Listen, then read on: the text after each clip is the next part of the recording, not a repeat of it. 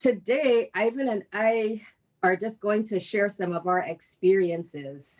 We've had the pleasure of going to Great Smoky Mountains National Park together with a group of friends on two different occasions in 2018 and 2019. And we're just going to be talking about some of the experiences we had while we were there and how we got there and so on.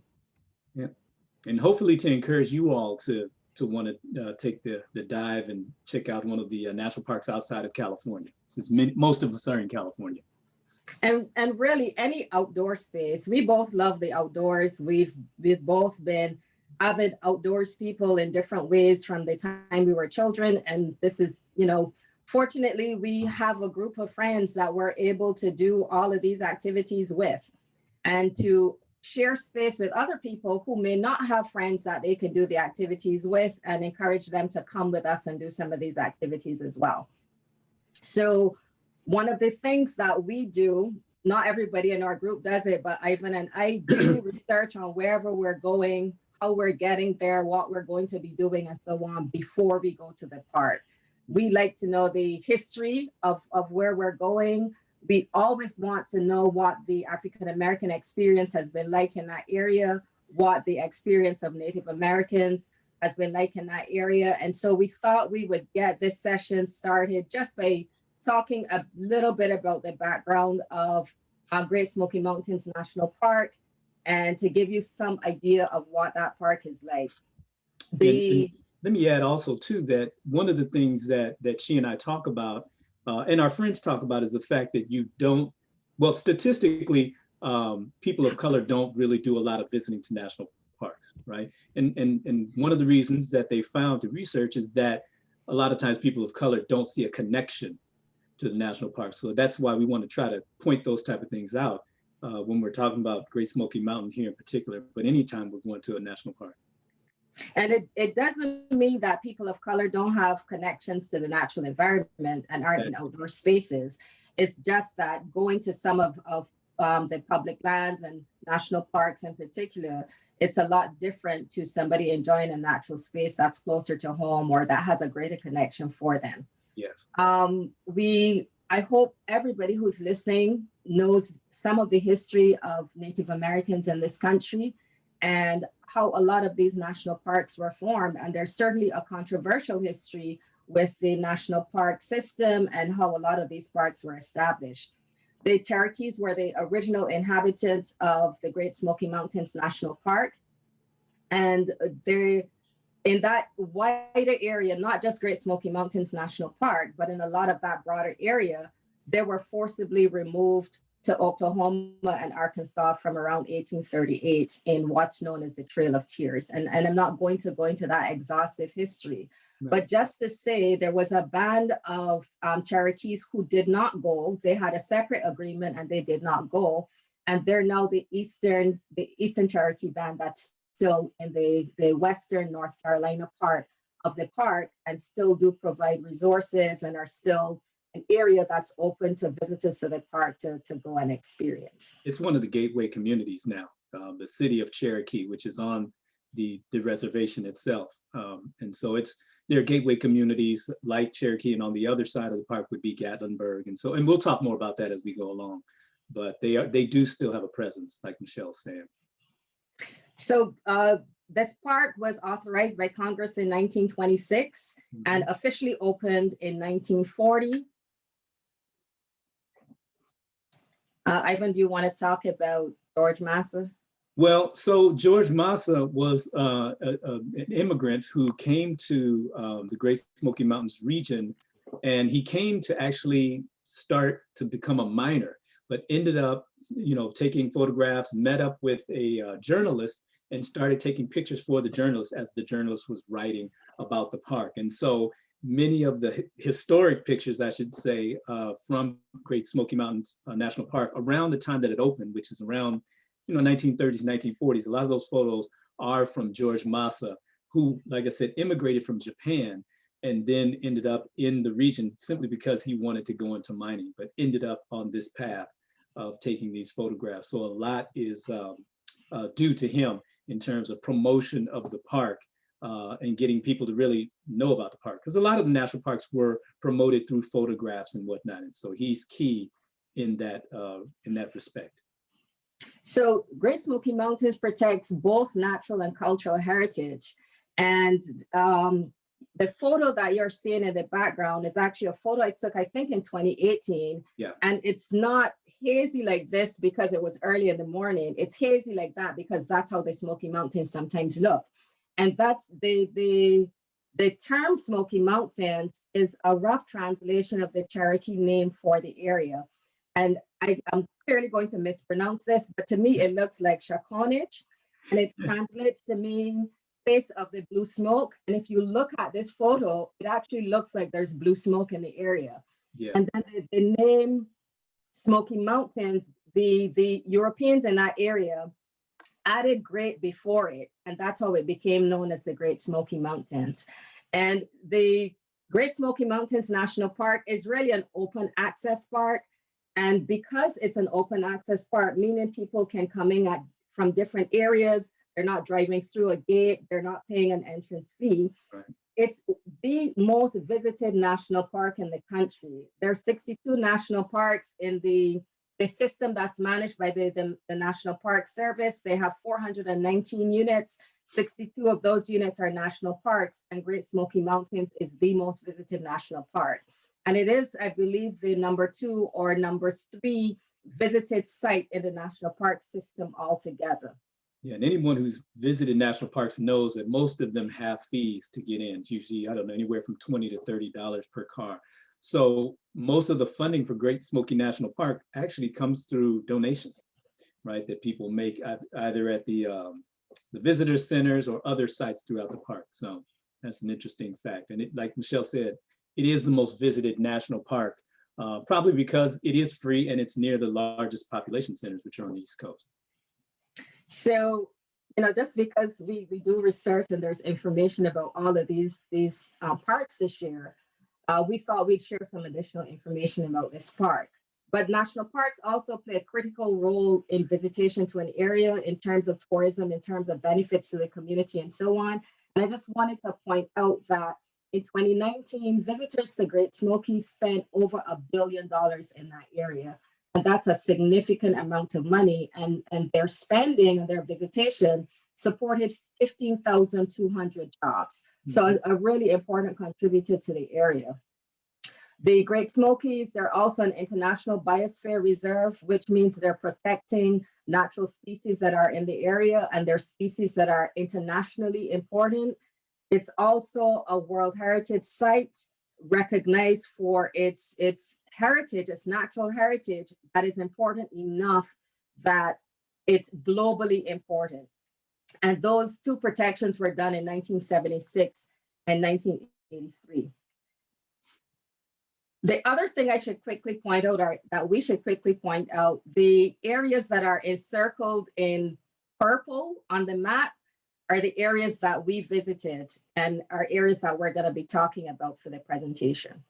You guys can see how big the park is. We have not even covered half the park in the 2 trips that we've gone, but we've still been able to do a lot, and you guys will see that as we continue to talk. So we always, as I said, look to see what they talk about in terms of African Americans in whichever area we're going to. Is their story incorporated in the story of the site, and how is that story told? Mm-hmm. Yeah, and so recently what we found is that there's actually a couple of projects that are going on in terms of researching African American history in the park. One is this graduate student, Adam McNeil, who is leading a project uncovering the actual history in the region. But then there's another project that's going on that we didn't cite here, but is they're trying to investigate African American cemeteries that are located in different areas of the park. So even though there's not an extensive history of African Americans in the park, other than slavery, right? They are trying to do their best to try to uncover that information. And you have to give National Park Service, NPS, a lot of credit, because within the last few years, they've really tried to focus on learning more about, Black people and people of color in all the different parks. That's kind of been a push of theirs. So to have to give them credit for that. The current superintendent of Great Smoky Mountains is Cassius Cash, who is a native Tennessean and came back to the area in 2015 to become the superintendent for this park. And we feature him, of course, because he's the superintendent of the park and he is African-American. And there are very few African-Americans in this role in the National Park Service, the National Forest Service, any Bureau of Land Management properties, and so on. Mm-hmm. And what's especially interesting about what he's been doing recently is that he started this series of hikes for healing in Smoky Mountains National Park. And he talked about how in the early part of this year, the kind of open targeting of African Americans, the George Floyd murder, and similar acts of violence against African Americans really impacted him on a personal level. And he went into the park to hike. And going into the park and hiking helped to renew him.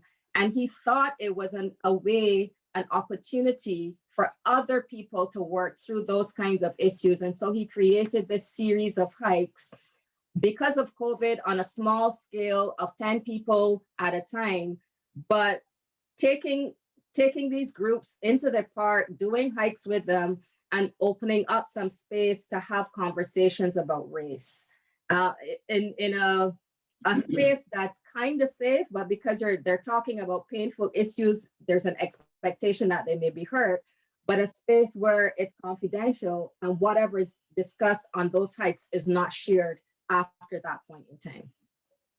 And anyone who goes hiking just as a regular activity knows that it can be healing in a way, just being out in nature. And so I can imagine, we haven't been on one of these hikes with Superintendent Cash, but we can imagine that would be a really good kind of a event to go to be able to have those conversations, not on social media, but out in nature, in the real world, in a very healing type of space. So we're looking forward to hopefully doing that the next time we go. Well, we wherever we hike, whenever we hike, whether it's someplace really local in the area where we live, or whether it's on one of our trips to another location to do a hike, we have all kinds of conversations when we're in the outdoors. Some of those conversations are hard. Some of those conversations are just fun, but the parks really do provide a good space for us to air, whatever we're feeling. Right. Yeah. So this is our first stop when we came into the park the first year. You see a picture of us at the North Carolina-Tennessee state line. And this is called Newfound Gap. And it's called Newfound Gap because it's, I guess, a pass through the mountains. They don't call them gaps out here on the West Coast, but on the East Coast, when you're going through the Appalachians or any mountain ranges, when they find that area where you can, basically get people and animals and livestock through, it's called a gap, right, instead of a pass. So Newfound Gap is where President Roosevelt gave his speech to open the park back in 1940. And you'll see in the picture that has the plaque there with the shrubbery above it, that's a plaque commemorating his speech. And you can actually go on YouTube and watch the speech and see that plaque as he's talking. The other picture all the way to the right of that valley is looking back through the park, the Conaluftee River Valley, which leads towards the city of Cherokee on the southern side of the park. The park is split in two, essentially. The northern side is in Tennessee, the southern side is in North Carolina. So Newfound Gap is actually at the state line. And you can see that picture of us there. That's me, Michelle, our friends Tiffany and Janetta, and my dad all the way on the end. And that was in 2018. And so the other photos you'll see, the Great Smoky Mountains designation as a World Heritage Site that I mentioned earlier.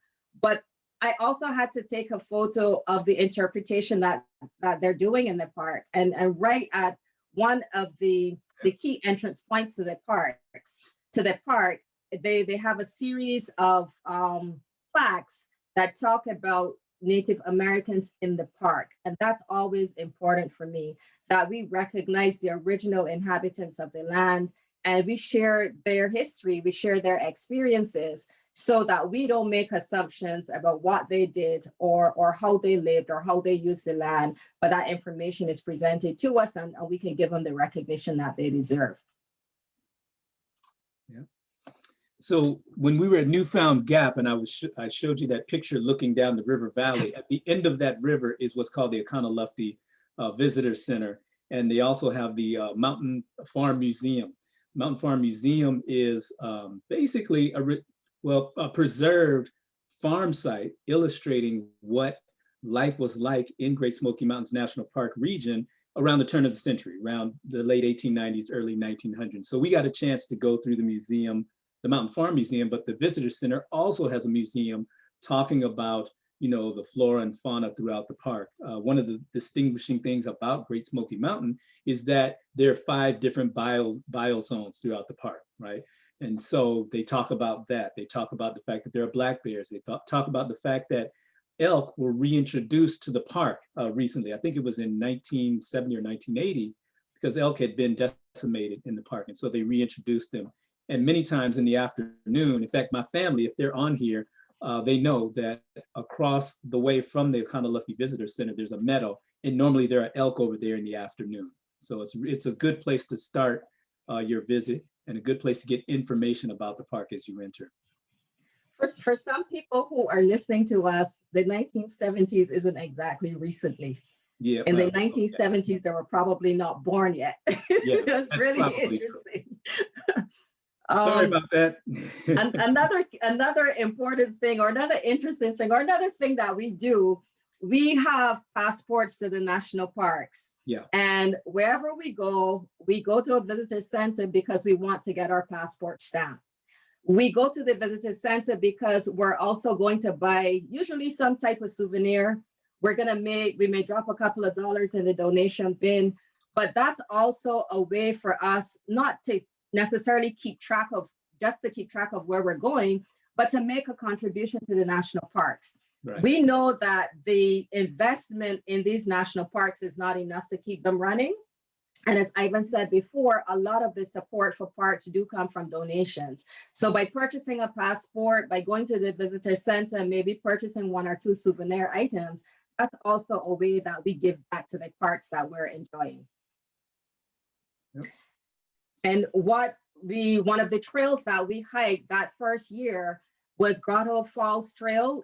And we wanted, rather than us talking through it, to actually share with you how we talked about it when we were on site. All right, we have reached the waterfall. Oh, there's people down in there. People down in the water.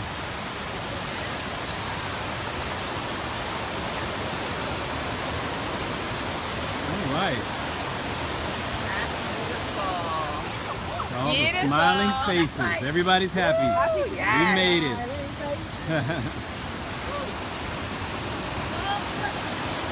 Yeah. And it goes way up there too.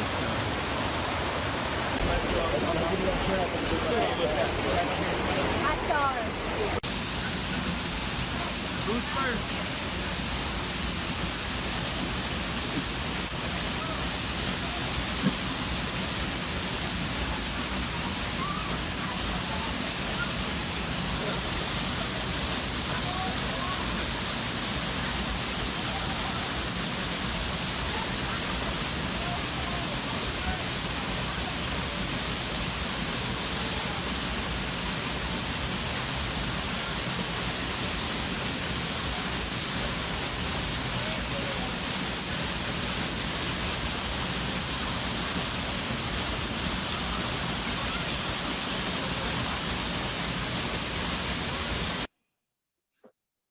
One other thing too, let me just point out, you guys saw it said Roaring Fork Motor Trail, and that's a 5-mile loop drive through a section of the park where you can see a lot of old settlements and things like that, along with some trailheads. And so we did that trail off of the Roaring Fork Motor Trail.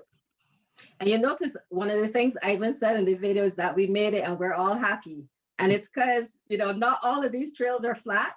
Right. Some of these trails are slippery. So, you know, it could be a bit treacherous going up them.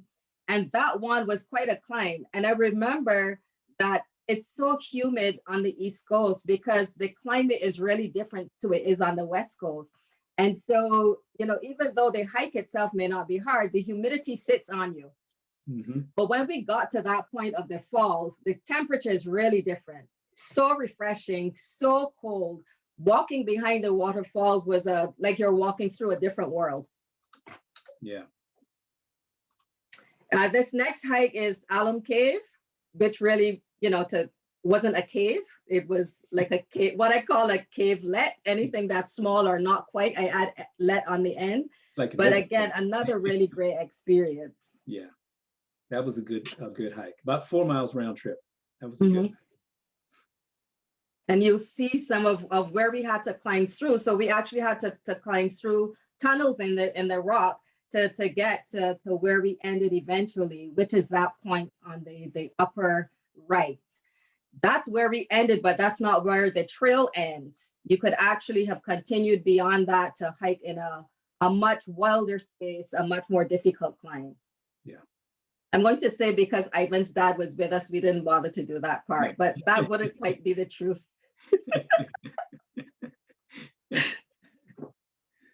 Okay. So another trail along the Roaring Fork Motor Trail. And this is the second year that we went, 2019. As you can see, we have a larger group this time. We went back, told people about how good of a time we had. And so everybody wanted to come. And so Rainbow Falls, again, is another waterfall hike. It's a little steeper than Grotto Falls. So this one took a little bit more effort, but just as pretty, just as beautiful. It went along a creek for maybe half of the way. And then eventually you get to the point where you get to the falls. And once we got there, we had lunch and whatnot, and then we came back. And then it rained on us at the end. Yeah, so it really rained on us at the end. We were trying to get out of the rain. And we enjoy nature. We enjoy being outdoors. So we're not rushing through our hikes. No. We are chatting. We're stopping to take photos. We're stopping to do videos. We're just stopping to be in awe of nature and to feel that experience of what it's like, because the sounds that you hear in these spaces is so different to what you would hear normally, so sometimes it's just worth it to just stop and be and listen and have that experience. One of the things that bothers us a lot of times when we're on hikes is when we go by other hikers and they have music blasting. It's just like a little pet peeve for us, So yeah.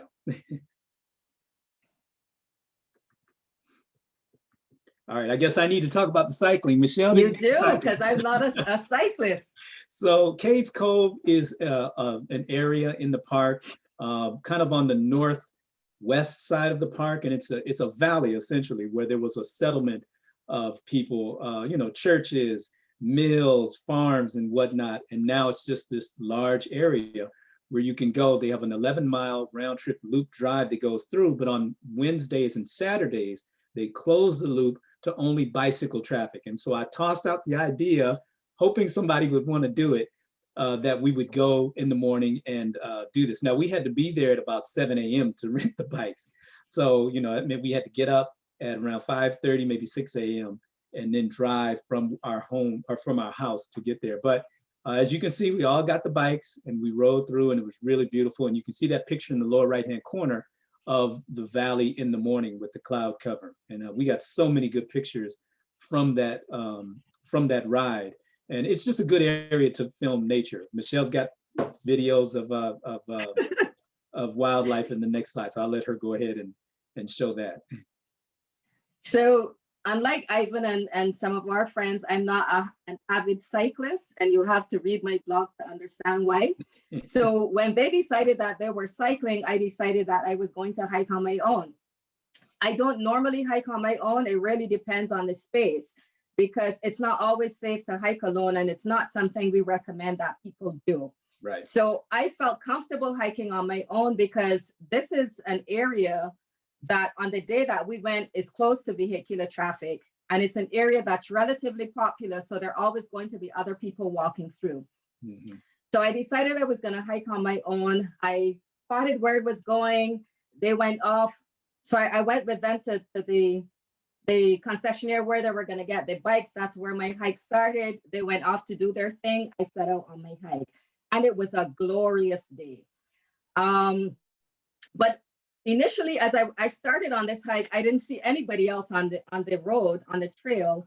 And I kind of looked to my left and I saw some deer and I enjoyed that experience. And at the same time, I was thinking, so it could have been an animal other than deer. It could have been a bear. And what would I do hiking alone?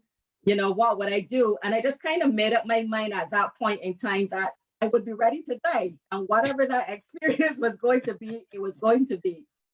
But I had a really good experience, no issues, no animal attacks. I didn't have to fight with anybody or anything. And it was great. And it was one of those experiences where I just got really lucky. So after I'd seen those deer and I continued walking, this is what I saw next.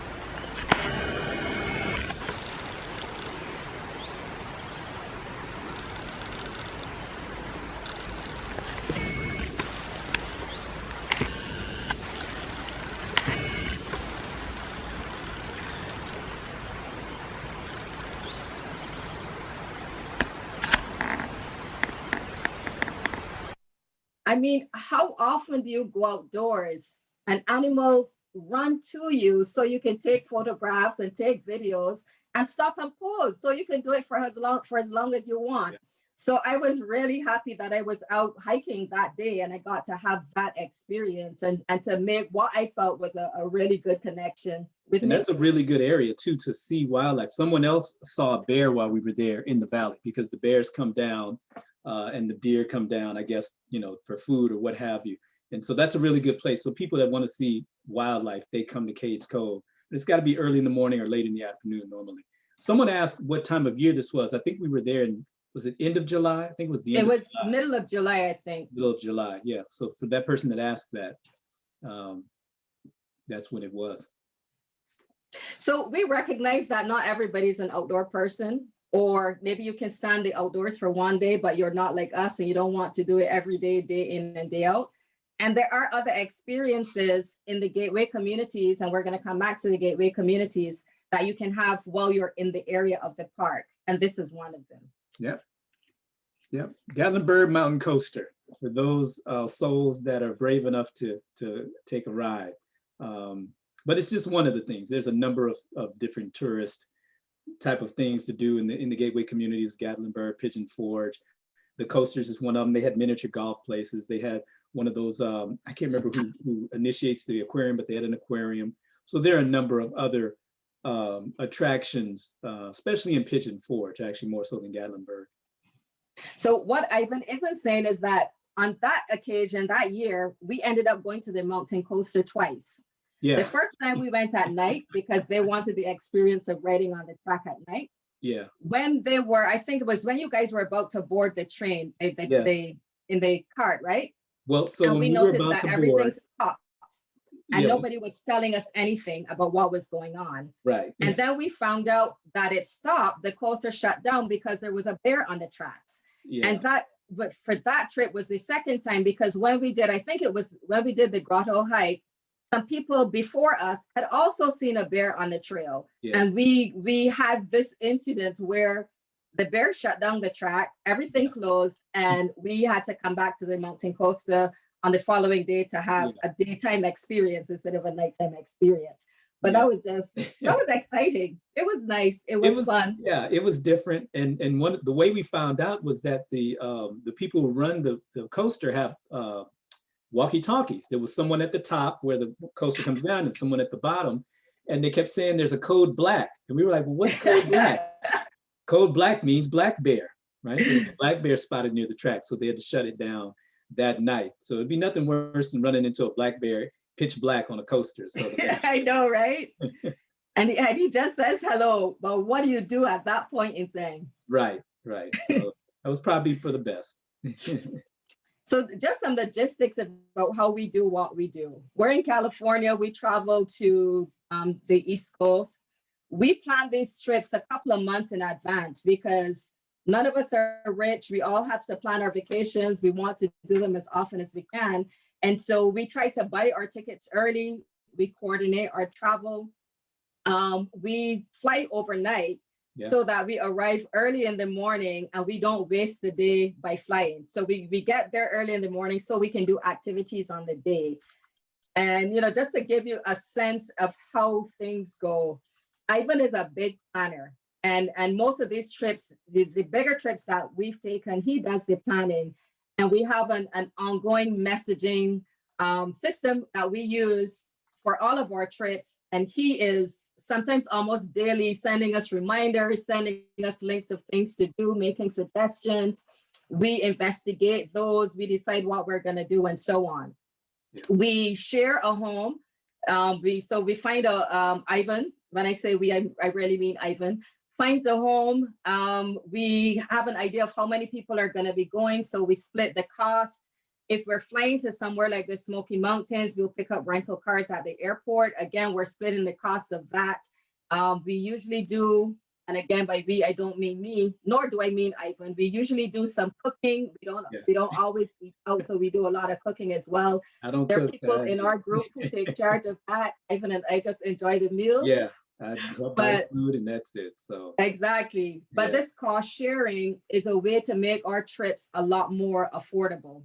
Yeah, and one thing I want to point out too that Michelle and I were talking about is in the Smoky Mountains, renting cabins like that house you see with the white car in front, that's actually more popular than staying in hotels there. Whereas, out here, people are more inclined to camp or stay at a hotel or whatnot, but in the Smokies, it's a thing. And those of you who are on the East Coast right now know it's a thing to rent a cabin in the Smokies. And so that's what we've done every year we've gone.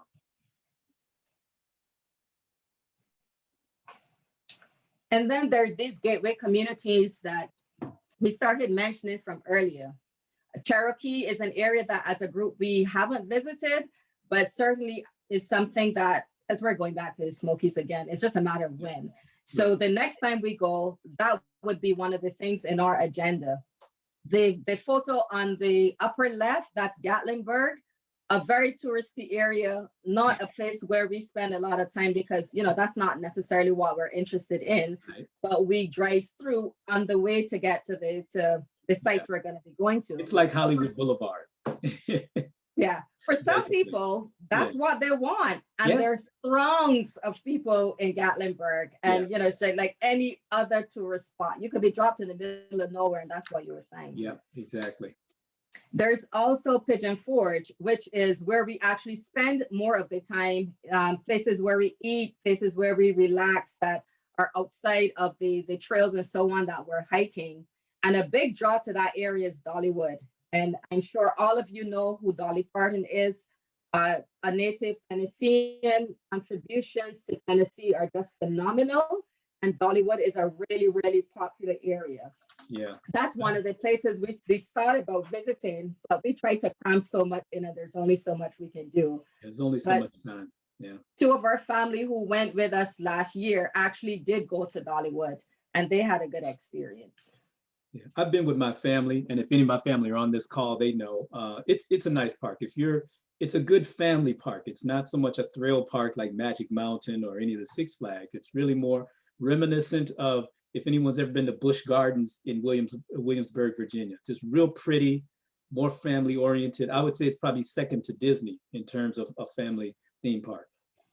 And I'm looking at the time and realize we really needed 2 more hours to do this, but just to give you a sense of other things we did last year, Jeanette and I, who was mentioned before, decided we were not just going to go to the Smokies, but we were going to do a road trip as well. Ivan and his dad came along for part of that.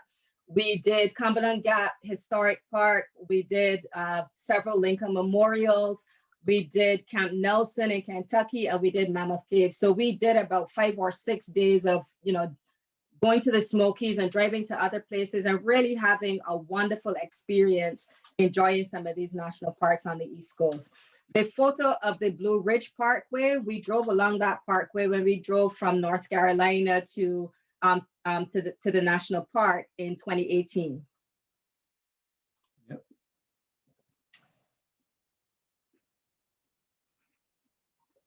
And then just quickly, the first year after we did Smoky Mountains, we went back to North Carolina because that's where Ivan's family lives. we spent a couple of days with them. And of course, we don't spend time indoors, but we did spend time exploring. So we went to the North Carolina Museum of History. We went to the Woolworth building where the original African-American sit-in happened. That was a huge part of the segregation movement and this push to recognize the value, the role, the rights of our African-Americans. And so we had that experience there as well. And there's so much you can do in all of these sites when you decide to take a trip. And let me add to that statue of the 4 individuals. That's a statue of the 4 students from North Carolina A&T who were the first students to sit in at the Woolworths back in, I believe it was 1961. And that's in front of the administration building at North Carolina A&T State University. And that's in Greensboro, North Carolina. And the Woolworths, which we're standing in front of in the middle, is now being converted to the National Civil Rights Museum. So it's a really good museum if you get a chance to go to Greensboro. And we did that tour and had the experiences of just, kind of standing in the footsteps of these people, these pioneers who had gone before and done so much, and to try to get a sense of what it would have been like to be a young student making such a huge stand for the rights of African Americans in this country. Yep. Okay. And these are, just some sites that may be useful if you are thinking about planning a trip or if you want to join us with our adventure group and take a trip in the future. But now we are at 11:40 and we need to open it up for some Q&A. Yep. So if you guys got questions, go ahead and shoot.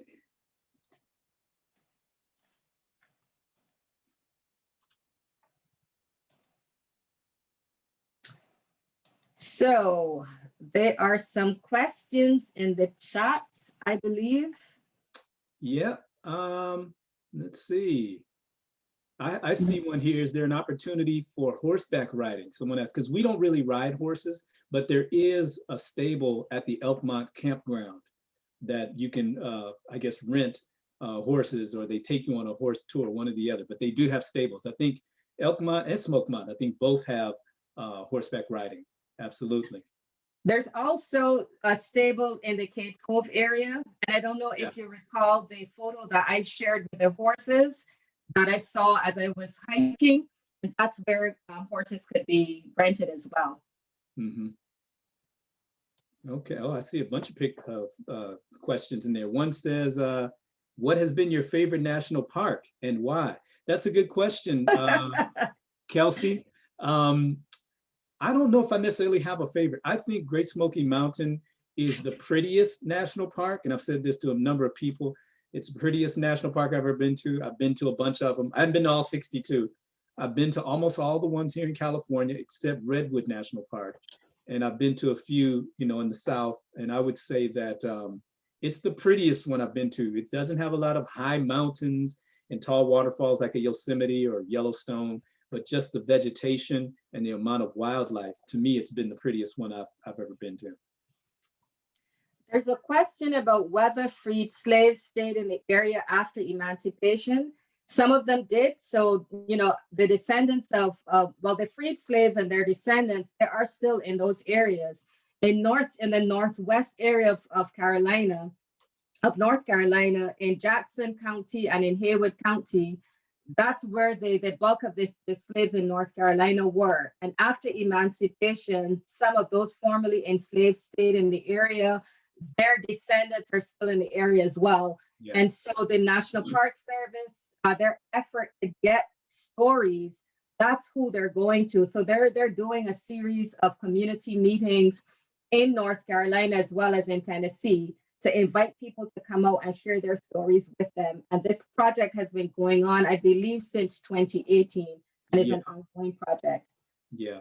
A couple other questions. One person said, what's the best time to visit the Smoky Mountains? And someone else said, how long would you recommend for this trip? Those are good questions. The best time, it really depends, because they have the fall colors there. For anybody who's interested in fall colors, fall's a great time. I just saw a video this morning of the fall colors in Great Smoky Mountain. We went in the summer. Summer was great, but there's more people in the summertime. I've heard winter there is nice, although of course there's going to be some road closures and things like that. So it really depends. The least crowded times, from what I understand, are spring and fall, right? So, and how long would I recommend for this trip? It depends on how much you want to do. If you want to do a lot of hiking, I would recommend at least 3 days, right? But if you're a person who you're just going to drive to different places, you probably don't need that long. You probably could do it in 2 days, right? But if you're really a person who likes to get out and explore all the different places, I would say you need at least 3 days. Every time we've gone, I think we've stayed at least 3 days. Maybe the last time we stayed 4, I can't remember. The last time we stayed longer. Yeah, 4 days and 3 nights. So I would recommend at least 3 days, 2 nights of staying there. And if any of my family's on here, they would confirm that, right? Someone asked, how do we go about finding groups to camp with? And did we know each other before? Ivan and I have known each other for a couple of years because our offices are around the corner from each other. And right. I know that, people probably wonder if we do any work, because quite often he'll pop into my office and we'll be talking about a hike that we're planning to go on, or a trip that we're planning to go on, and I'll pop into his office and do the same. So we knew each other before. We were in another group before, but we do have our own group with a group of friends called Southern California Outdoor Black Adventurers, SCOBA. We do a lot of stuff together. We hike a couple of times a month. We camp together. We travel together to do this stuff. So these trips to the Smoky Mountains, that was our closest group of friends, the administrators of SCOBA. And those, we do an annual trip together. And the last 2 years, we went to the Smoky Mountains. Yeah. Somebody also asked about COVID times. Our experience this year has been very, very different. But we have been getting out. We haven't camped. We actually haven't camped since last year. Yeah. But we have been hiking, and there have been some small trips as well. Yeah. And someone asked, do we plan on doing the Appalachian Trail? I have not done the Appalachian Trail, but I have friends that have done it before. I don't know if I plan on ever doing it, but I've done part of it before, but not an overnight type trip, right? Yeah. So. And I don't remember how many miles, but part of the Appalachian Trail does run through the Great Smoky Mountains. Yeah. And so there's a section of that's included. Yeah. Somebody asked about how far it is from LA in terms of a road trip. Off the top of my head, I cannot tell you. We flew to the East Coast. We didn't drive there, but Ivan has driven to the East Coast. Yeah, it's probably, I would probably say it's a little bit short of 2,000 miles from here, a drive. So if you took, I guess, Interstate 40, because that Interstate 40 is the closest interstate, it would probably take you, if you drive 500 miles a day, it would take you 3 or 4 days. If you drive 500 to 700 miles a day, it would take you 3, 4 days. I'm the type of person, I drive like 8 hours and stop. Some people like to drive 12, 15 hours. If you do that, maybe you can make it in 2 days, right? But it's a nice road trip. I'm a road tripper, so to me, it doesn't faze me, but some people don't like road trips. So it really depends. But I would say it's a little bit short of 2,000 miles to get there from here. And a road trip for us is a trip. It is not about getting to point B. It's right. About enjoying the experiences along the way. So when I talked about the road trip that we did last year after Great Smoky Mountains, we were driving to get to, I think our first stop was going to be Lincoln's Memorial. And we realized that to get to Lincoln's Memorial, we had to be close to Cumberland Gap National Historic Park. Yeah. And decided we were going to stop and enjoy that experience. And Jeanette and I we do this 52 hike challenge, and we decided, hey, we could get 2 or 3 hikes done in one day. So we stopped at Cumberland and we did a hike there. Then we went to the Lincoln Memorial and we did a hike there. And then we drove to the area, so where we were going to stay for Mammoth Cave, and stayed there overnight, and then did the caves the next day. So for us, it's not about driving from the West Coast to get to Smoky Mountains, for example, but a road trip would be what's between here and Smoky Mountains, and where could we stop and have really good experiences, and then have the Smoky Mountains experience if we were going to do that long of a road trip. Yeah. Yeah. And then to get back to the question of COVID, as much as I am a traveler and you don't usually have to convince me to get on a plane to go somewhere. I am very hesitant about getting on a plane to go anywhere. And so at this year, we were going to be going to Yellowstone, and we didn't go to Yellowstone. But I wouldn't go to the Smokies this year. What I'm doing is basically places where I can drive to, and whether that's a 6-hour drive or a 2-hour drive, you know, I'm happy to do that, but I'm not flying to get to a place. Perfect, perfect. Well, we have so many good questions in there, but I feel like I got to give you the hook out of respect for your own time. Well, I know Chris, you all. Don't forget, Chris, that some people are asking about the links, and we wanted to make sure that they could get the links that were off the last slide. Is that, can we provide that for them? I can definitely put them in the chat. Yeah, someone just asked about the links. So yeah, those of you that were asking, we're going to try to put them in the chat here before we get off. I know we've run over our time a little bit. That's all right. We appreciate it. And we appreciate everyone hanging out with us, continuing to ask these really good questions. This whole event was recorded, so we will go ahead and post this recording on our YouTube page. Oh, I don't want to put it in now because that'll ruin Michelle's links. But we will post this up on our CSUN Outdoor Adventures YouTube page, as well as, it's gone. Whatever else I was thinking is totally gone. Yeah, we will have a recording of this. If you have additional questions, that's what it was. Feel free to email outdooradventures@csun.edu, and I'll go ahead and try and answer those to the best of my ability, or I'll relay those questions to the people that we actually want the information from.